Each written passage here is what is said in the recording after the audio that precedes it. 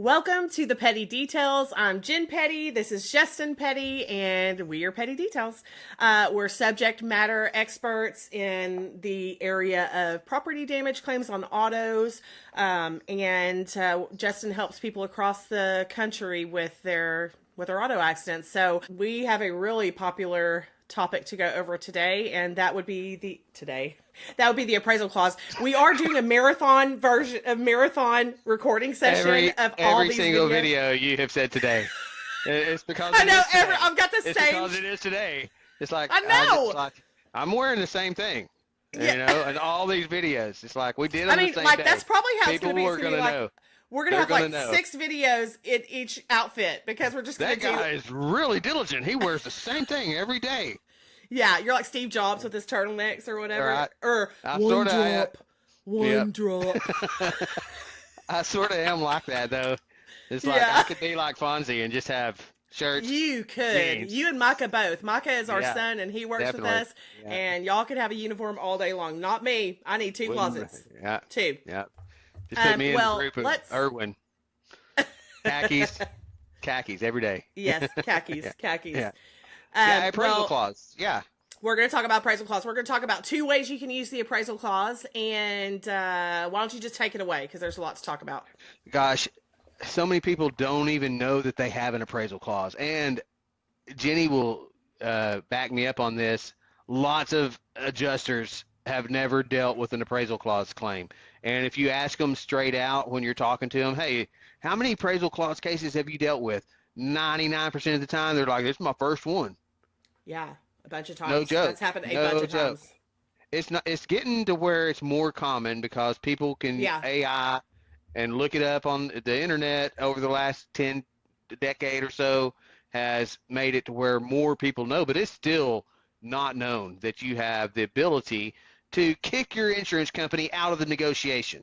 That's what the appraisal clause allows you to do. It just allows you to get the people that don't know what they're doing out of it and make them hire somebody that's independent. And you hire somebody that's independent. You have to do that too, though. You get kicked out too. So that's the catch. You get kicked out and they get kicked out. Well, what do I tell each? How do I say it? Do you know how I say it? I know you do.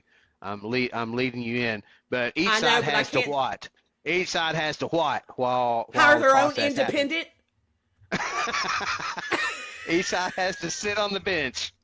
Oh, So, sit on the bench. Yes. Yeah. I shouldn't have put the pressure on you. Stupid. I shouldn't have put the pressure on you. I know. You know I'm not good on my feet. You know I'm not good on my feet. I just told them. I tell people, look, when you invoke the appraisal clause, that means you sit on the bench, and so does the insurance company. Both you and the insurance company sit on the bench, hire independent experts to come together, try to figure it out. It's a little more complicated than that, and I'll go into it for you. But it's basically that's the idea of it. It's like you can't agree. You think they're giving you low value, and they're saying no, it's fair. No matter what you send me, we don't care. We're sticking with our number. And when that happens, you can say, okay, fine, we disagree. Since we disagree, I want to use my appraisal clause. I have a right to use that appraisal clause. That means I'm hiring Mr. Petty. Who are you hiring? And you send them a letter that says so much as that. We have the letters that you can, copy off of and sort of look at as a general guide for how to make a proper invoke of your appraisal clause. You do that. And that's the first way you can use it, but the other way you can use it is on the repair side, except for with State one Farm, insurance carrier. which has just been changed. Yeah, just recently. Because, yep, we have a colleague / cohort, if you will, Robert McDormand, that fought for he paid for lobbyists. He put a bunch of his own money and company efforts into fighting to get appraisal clause mandatory for policies in Texas, and this is happening across the country. Jeff Butler up in Washington got the same thing to occur. And so we've got these. And there's other guys that are like, how do I do that here right now? Missouri and all the places. Yeah. So it's happening because what happened was State Farm took out the right to appraisal on a dispute regarding repair. They just said only if it's totaled. But if it's a repair, then we get to just dictate the repair costs, and you can't argue with us. And so that wasn't fair because they wouldn't pay for proper repairs, and it was It's just a evident. one-sided contract. So fight, there's a fight that's been going on for a decade, and finally this last session it was passed. So starting next year, it's going to be, you will be able to argue if the shop says, look, it's going to take $20,000 to repair it, and State Farm says it's only going to take $16,000, and we're not paying a penny more than that. All this other $4,000 worth of stuff, that's unreasonable, and it's not within. We have a shop that'll do it for $16,000 right now, and so we're not paying that, And it's like, yeah, you have a shop that'll do it. I bet you do, but they're not going to do all the things that are required. How are you just going to get rid of $4,000 worth of required repairs? Right. But I'm going to put my kid in that car? I don't think so. Used to, before this law got passed, you just had to deal with it or pay the $4,000 out of pocket or deal with the people that are going to repair it. And I can show you horror stories about repairs. Bad repairs. Scary bad repairs from a dealer. Ooh. Yeah, no, it's terrible. Shop. So knowing you have the appraisal clause and knowing how to use it and whether you can and following this video, you're not going to probably have much of a problem in Texas with regards to invoking appraisal, either whether it's repair related, cost of repair, or if it's a total loss. It's limited to the amount of loss is what most of the policies read. They say if you and I disagree as to the amount of loss, then at that point you can invoke appraisal. But up until this year, State Farm had changed theirs in 2016 to say if you disagree with the actual cash value amount that we offer on a total loss, and eliminated the other. Yeah, instead of amount of loss, it's the value of the car if it's totaled. And so it eliminates the ability to argue with them on the repair cost because, hey, it's not totaled. That doesn't count. So that's what they were doing. And even the Texas Department of Insurance agreed that slipped past us. Yeah. Well. So, yeah. Can't all be perfect, I guess. Can't all be petty details. I mean, appraisal clause. I'm telling you, it's so powerful. We love the appraisal clause. No, you have it.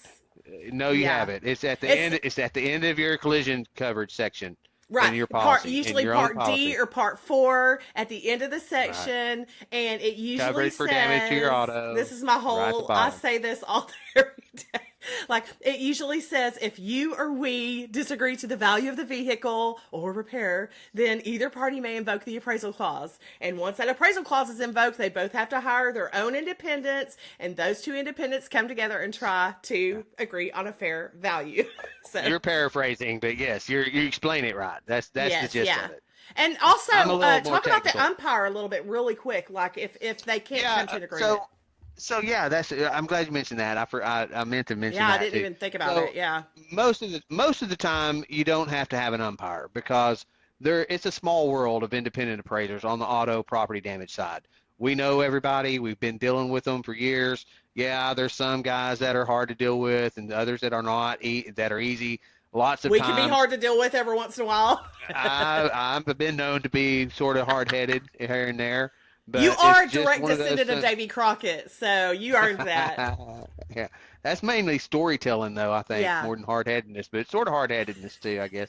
But it's funny because it doesn't need an umpire. But your policy will say if the two appraisers can't agree on the amount, then they need to agree on an umpire.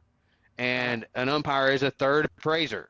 And then if the umpire agrees with either of the appraisers, then the claim settles. So two people have to sign an award document. So if two of them can't get it done, they add a third one in, and the third one sort of tries to split the tie somehow or another. It's like tries to look, I think Petty's pretty close. I think you're pretty close, but I think it should be right here. Do either of you agree? And one of us will either agree with the umpire or not. And or I have stalemate. had one. I've had a couple of stalemates over the years. You're at a But only stalemate. We have a couple. stalemate right now. Only a couple of them, but Yeah. we've got a couple of them where it's like, I'm not giving. I'm not And it giving, just and happens. if you're not It's going to just play rare. fair, then Yeah.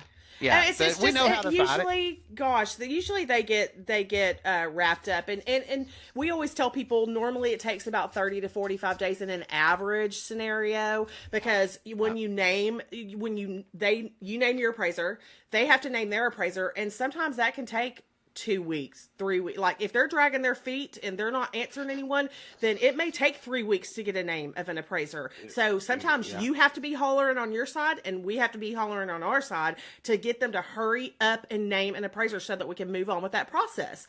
And so you just have to know, you have to have a good expert, and you have to know how to push that along, or know someone who does, Yeah, no, it's definitely, and you have to pay your expert. Like, Yeah. Cost I you mean, money, you're and talking it's a risk. Yeah, We right. can't make The promises. average, We're not magic. I umpire claims and act as the appraiser, and in both instances, you're talking $500 or $600 that Yeah. you're going to pay to the appraiser. And if the umpire gets involved, you and the insurance company have to split that. So you can just say split another another $300. $600, Yeah. another $300 that you have to come out of pocket. So you It want has to be real if worth you only it. have Right. If you only have an $1,800 difference, are you going to really risk that you're going to have to spend $800 to fight and Heck maybe no. only get $800 back? Yeah. No, it's not Like, worth it. when we're So we talking look to at those. people- Yeah. Well, when we're talking about if it's worth it to invoke the appraisal clause, like for our threshold, what we're looking at is like if it's around $3,000 low in our eyes, like when we look at comps, that's how we think, okay, it's worth it for you to invest the money that you have to take the risk to go through the appraisal clause, because no one can promise you anything. And we think that's a really like a worthy risk to take in that situation if it's 3,000 or more, because of our experience. We just know how these claims work. We go in and we have to be reasonable, and they have to be reasonable. And we know what it's very rare nowadays that we don't know what to expect from a certain company. There's certain companies that we're like, oh, this is going to be fast. I know, I love it. We know they're gonna come in and they're gonna be like, we did the same thing you did. And it's like, okay, well, we're $98 apart. How about we'll split that? And we're done on that, And, and then we send an email, and the owner's like, oh my God. Yeah. I love it when that happens, just, because we've had claims settle in one day.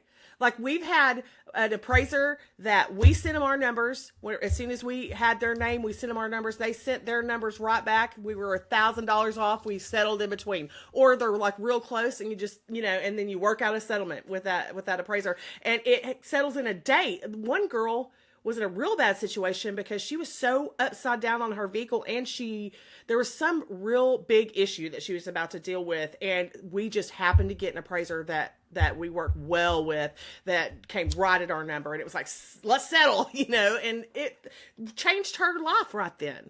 Changed her financial outlook right then, and that is what the appraisal clause does. That's why it's so powerful. So if you need help, if you feel like you're getting a low offer on your total loss, or even if it's against someone else's carrier, if you have your own insurance, let us look at that offer and tell you if it's worth it for you to go through your own insurance carrier to see what they'll offer you, or repair if the shop and the carrier are at odds with how much that should cost. Bring us in and we'll see if it's something that we can help with. So we leave a comment if you have a question that we didn't answer, or if you have another topic you want us to talk about, just leave a comment, and we'll have a link to our website. In the video. We'll have a link to our website in the video. It's like you do it every video. Shut up. Just end it. Just close out the video. Thanks, guys. Thanks for coming to the Petty Details.